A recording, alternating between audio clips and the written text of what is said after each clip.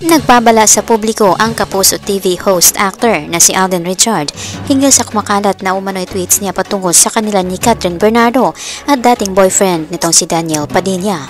Alamin ang buong detalye.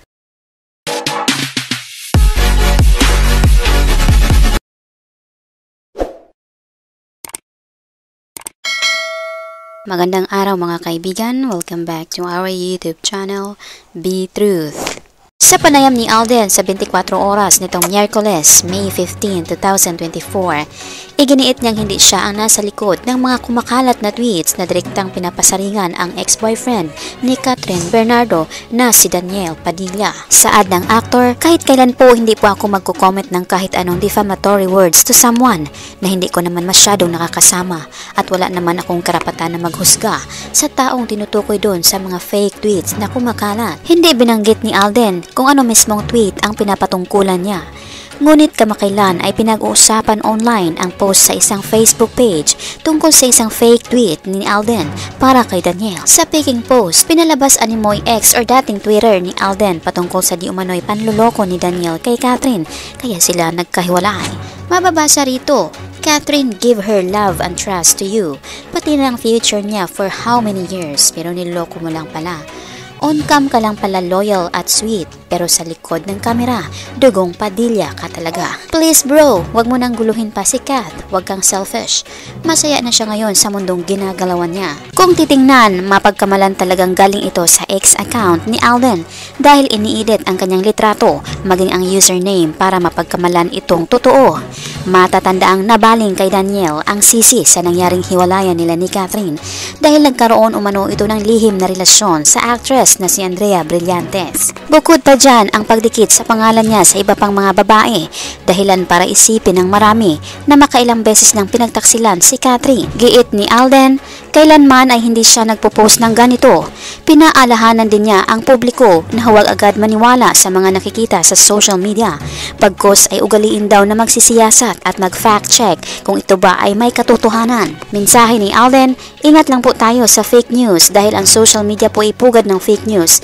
So not until yung mga official accounts po ng mga artista ang nag-post ng mga tweets na kumakalat di umano, iwag po natin agad paniwalaan at mag-fact check po tayo bago tayo mag-call out ng judgment. Ang pahayag na ito ni Alden ay malaking bagay sa mga tagahanga ng dating tambalan ni Catherine at Daniel o Katniel.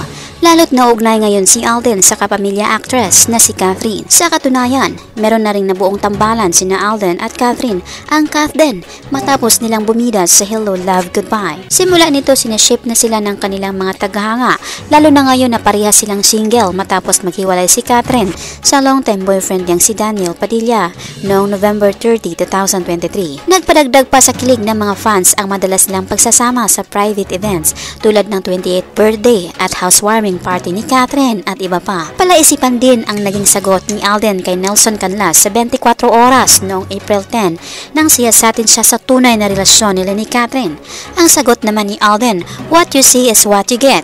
Tipid na pahayag ng actor. Hindi na rin daw niya kailangan ipaliwanag pa ang relasyon nila ng actress, lalo na't kung ano ang nakikita sa kanila ng iba sa social media ay ganun din sila sa personal. Ang tanging masasabi raw ni Alden ay masaya siyang makikitang masaya si Catherine. Noong May 12, 2024, muling nasilayan ng publiko na magkasama sina ni Alden at Catherine nang pareha silang dumalo ng ika-52nd Box Office Entertainment Award ng Guillermo Mendoza Memorial Scholarship Foundation or GMMSF. Pinarangalan sila bilang box office king and queen.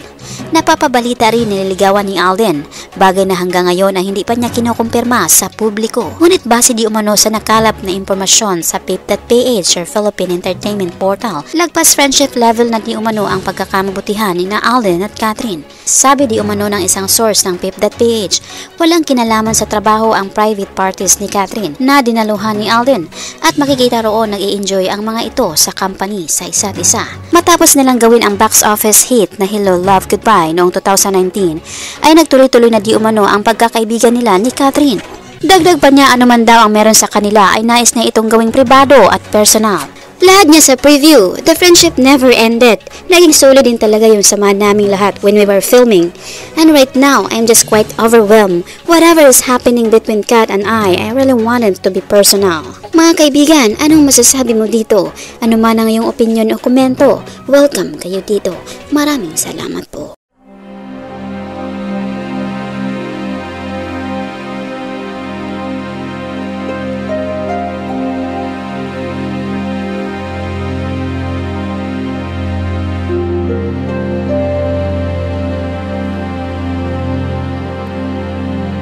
By the way mga kaibigan, mag-shoutout na naman po tayo sa mga latest or newest comment ng aming minamahal na viewers. Malakas ang shoutout po kina Annalisa Zaratan. Malakas ang shoutout kay Kenzo Hasashi. Malakas ang shoutout kay Eda Balboa. At malakas ang shoutout kay Renato Husayan. Mercedes Wolf. Malakas ang shoutout kay De Guzman III. Malakas ang shoutout kay Blagoslovio. Malakas ang shoutout kay Press. At malakas ang shoutout kay Jos Bong de Guzman. Malakas ang shoutout kay Maria Luisa Entredecho. At malakas ang shoutout kay Luffy Beats Corner.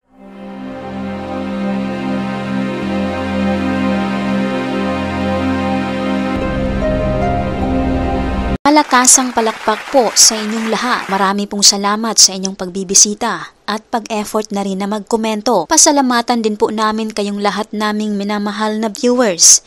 Nag-comment man po kayo o hindi, na-appreciate po namin ang inyong pagbibisita. Taos puso po naming pinapasalamatan ang inyong ibinahaging oras upang mabisita ang aming munting channel. Saan man po kayo naroroon, mag-ingat po kayo lagi. Malakasang palakpak po sa inyong lahat. God bless us po at maraming salamat.